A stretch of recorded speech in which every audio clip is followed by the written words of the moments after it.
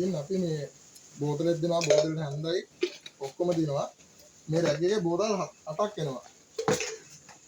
ලොකු පොඩි බෝතල් 4යි. මේක අපි කම්පැනි විදිහටම කියන්නේ පැකින් කරන්න හදන්නේ. මේ කියන්නේ පැකින් කරන්නේ. මේක පැකින් කරනවා. මේක ඉතින් මේ විදිහටම පැකින් එකට බස්සලා මේ හීට් මැෂින් එකක් තියෙන්නේ. මේ හීට් මැෂින් එකෙන් හීට් කරනවා. ඉස්සෙල්ලා දාගෙන